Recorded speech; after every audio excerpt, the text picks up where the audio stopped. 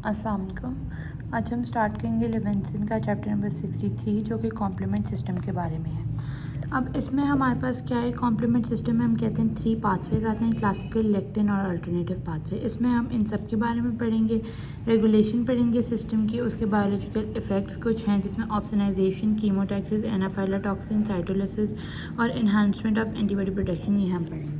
अब सबसे पहले इसमें हमें पता है कि कॉम्प्लीमेंट सिस्टम में अप्रॉक्सीमेटली जो है 20 प्रोटीन्स होती हैं जो कि नॉर्मल ह्यूमन सीरम के अंदर प्रेजेंट होती हैं।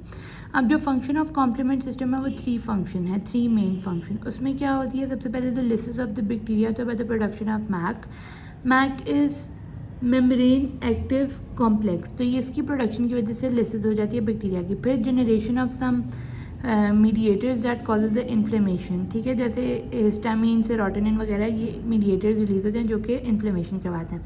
फिर ऑप्सनाइजेशन क्या होता है, C3b और C4b कुछ ऑप्सनिन्स जो हैं वो प्रोड्यूस होते हैं जिसकी वजह से फैगोसाइटोसिस हो जाती है और फैगोसाइटोसिस जो है वो सेल को किल कर देती है। अब हम कहते हैं कि जो कुछ कॉम्प्लीमेंट सिस्टम के जो कंपोनेंट्स होते हैं ना वो इनएक्टिव होते हैं, उनको एक्टिवेट करने के लिए हमारे पास कुछ पाथवे हैं, वही जैसे क्लासिकल, लेक्टिन और अल्टरनेटिव पाथवे। तो इन पाथवे को अगर हम डायग्राम से देखें तो अच्छा समझ आएगा और ईजी भी लगेगा।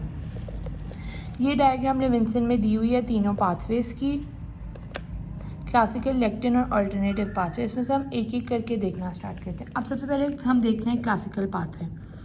अच्छा, इसमें मेन बात एक इस पैराग्राफ में ये भी बताई गई है कि अगर हमें पहले इन्फेक्शन होता है तो उसमें अल्टरनेटिव पाथवे और लेक्टिन पाथवे एक्टिवेट होते हैं, क्लासिकल पाथवे एक्टिवेट नहीं होता, क्योंकि क्लासिकल पाथवे को एक्टिवेट होने के लिए एंटीबॉडीज़ चाहिए थी। तो पहले इन्फेक्शन में तो हमें एंटीबॉडीज़ नहीं मिलेंगी ना, हमारे पास तो एंटीजेंस होंगे, तो इस वजह से क्लासिकल पाथवे एक्टिवेट नहीं होता, जबकि लेक्टिन और अल्टरनेटिव पाथवे एक्टिव होता है फर्स्ट इन्फेक्शन में। ठीक है, ये बताया गया। अब क्लासिकल पाथवे के बारे में हम पढ़ते हैं, क्लासिकल पाथवे होता है क्या और एक्टिवेट कैसे होता है। क्लासिकल पाथवे में सबसे पहले क्या होता है, एक एंटीजन एंटीबॉडी कॉम्प्लेक्स बनता है, एक एंटीजन आती है बाहर से और इसमें एंटीबॉडीज IgG और IgM अटैच हो जाती है। अब हम कहते हैं इतनी एंटीबॉडी, 5 टाइप्स की एंटीबॉडी खाली IgG और IgM क्यों अटैच होती हैं, वो इस वजह से क्योंकि इस कॉम्प्लेक्स के साथ अभी आकर अटैच होना है कॉम्प्लीमेंट प्रोटीन ने, जिसको हम कहते हैं C1, कॉम्प्लीमेंट प्रोटीन ने अटैच होना है।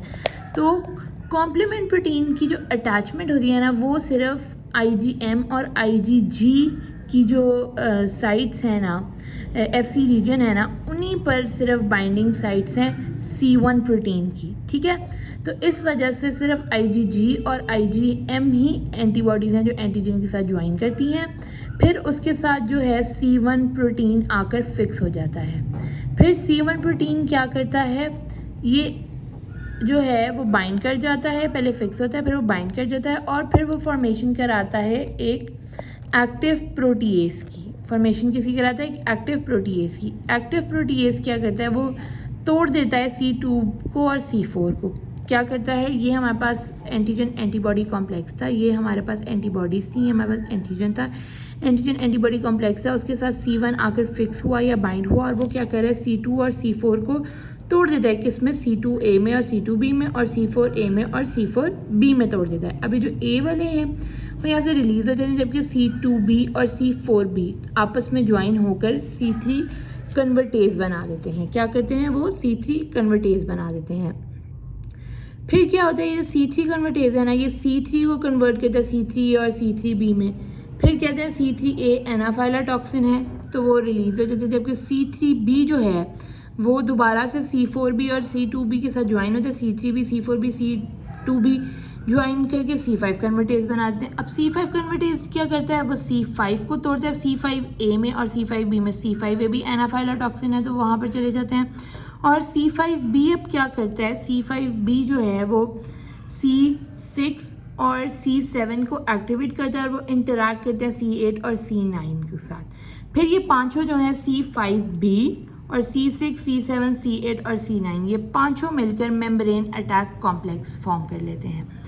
मेम्ब्रेन अटैक कॉम्प्लेक्स क्या करता है, वो लिसिस करवाता है ऑफ द बैक्टीरिया, कैसे, उसके सोडियम अंदर आता है, वाटर अंदर आते हैं सेल के और इफ्लक्स ऑफ द पोटेशियम बाहर जाता है, जिसकी वजह से सेल स्वेल करता है, बर्स्ट करता है। तो ये इस वजह से membrane attack protein membrane attack complex ऐसे एक्ट करता है। तो ये हमारे पास था क्लासिकल पाथवे। अब लेक्टिन पाथवे जो है वो सेम इसी तरह का, बस थोड़ा सा उसके स्टार्टिंग में डिफरेंस है। उसमें क्या डिफरेंस है कि लेक्टिन पाथवे में क्या होता है, कुछ MBL क्या होती है, मैनिन बाइंडिंग लेक्टिन जिसका हम मेम्ब्रेन बाइंडिंग प्रोटीन्स भी कहते हैं। मैनिन बाइंडिंग लेक्टिन जो है वो अटैच हो जाती है on the surface of the microbes की सरफेस से, हैविंग मैनिन।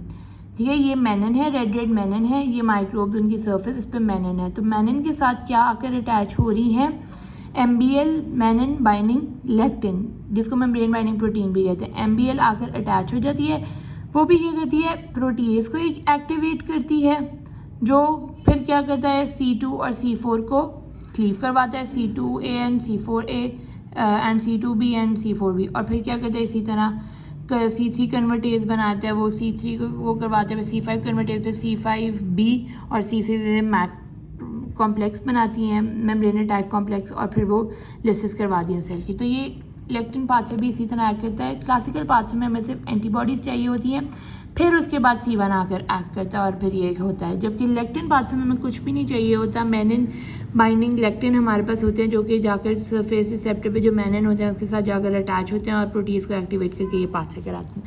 अब जो अल्टरनेटिव पाथवे है ना, उसमें हम क्या कहते हैं, अल्टरनेटिव पाथवे में कोई भी सेल की सरफेस, जैसे कि बैक्टीरिया में जो बैक्टीरिया का लाइपोसेक्राइड होता है, या एंडोटॉक्सिन होता है, या फिर फंगस की सेल वॉल होती है, या वायरस का एनवेलप होता है, कोई भी इसकी जो सरफेसेस होती है ना, वो क्या करती हैं, वो कंबाइन करती हैं C3 को वाटर को, और C3 को वाटर को, और C3 को वाटर को और फैक्टर B को, इन तीनों को कंबाइन करती हैं और इनिशिएट कर देती हैं रिएक्शन। फिर क्या होता है, इन तीनों की लिसिस होती है with the help of protease and factor D। Factor D क्या कराता है, इन तीनों की लिसिस कराता है प्रोटीएज। C3 वाटर और फैक्टर B आपस में ज्वाइन हो जाते हैं, जिसकी लिसिस करवाता है प्रोटीएज और फैक्टर D, और वो क्या करवाता है, वो एक कॉम्प्लेक्स फॉर्म करता है जिसके अंदर C3B और BB होता है, C3B और BB होता है।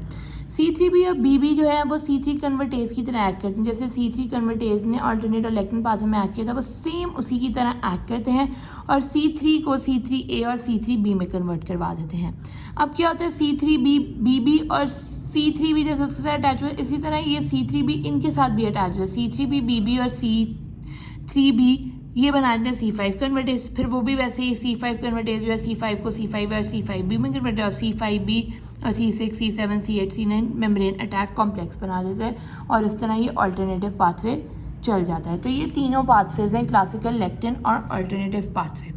ठीक है, अब इसके बाद हम देख लेते हैं कुछ इंपॉर्टेंट फंक्शन, इसकी रेगुलेशन। तो रेगुलेशन में हम यहाँ पर कहते हैं C1 जो है वो इनहिबिटर अगर हम दे दें, अगर C1 ही इनहिबिट हो जाएगा, C1 आएगा ही नहीं, जो क्लासिक कॉम्प्लीमेंट प्रोटीन है, तो आगे ये नहीं होगा। इसमें भी C1 इनहिबिटर अगर दे दें, ये भी आगे नहीं होगा। इसमें अगर हम फैक्टर H का इनहिबिटर दे दें तो भी ये आगे नहीं होगा। फिर उसके बाद हम देख लेते हैं इसके कुछ इंपॉर्टेंट फंक्शन। उसमें हमारे पास आते हैं ऑप्सनाइजेशन। अब ऑप्सनाइजेशन में क्या है कि C3B और C4B ऑप्सनिन्स हैं।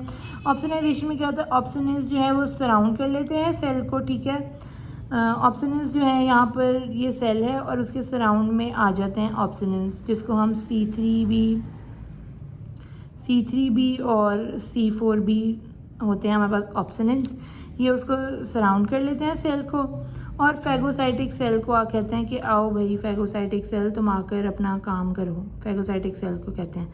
फैगोसाइटिक सेल आकर क्या करा देता है, फेगोसाइटोसिस करवा देता है। ठीक है, फिर उसके बाद कीमोटैक्सिस होती है। कीमोटैक्सिस क्या होती है, C5A C5 C6 C7 complex जो है वो अट्रैक्ट करते हैं न्यूट्रोफिल्स को, जो कि माइग्रेट करते हैं toward C5A, and C5A enhance कर देता है adhesiveness of the neutrophil to the endothelium, and neutrophils को एंडोथेलियम के साथ टाइटली अटैच कराता है। फिर एनाफाइलोटॉक्सिन्स में हमने क्या पढ़े थे, ए वाले सारे C3A C4A C5A, ये सारे क्या करते हैं, मास सेल्स को ब्रेक डाउन करते हैं, उसके अंदर से केमिकल मीडिएटर्स वगैरह, एक्टिव मीडिएटर हिस्टामिन वगैरह रिलीज़ करते हैं, इन्फ्लेमेशन कराते हैं, सेल परमानेंटली इंक्रीज़ कराते हैं, स्मूथ मसल की कॉन्ट्रैक्शन कराते हैं, और इसी तरह ब्रोंकाइल्स की भी कंट्रैक्शन होगी जिसकी वजह से ब्रोंकोस्पाज्म हो जाए। तो ये एनाफाइलोटॉक्सिन्स होते हैं। साइटोलिसिस क्या होती है कि लिसिस ऑफ दी सेल, ठीक है ना। बैक्टीरिया की लिसिस कैसे कराती है, मैक से। मैक में C5B, C6, C7, C8 और C9 होते हैं और ये आगे से बैक्टीरिया को तोड़ देते हैं।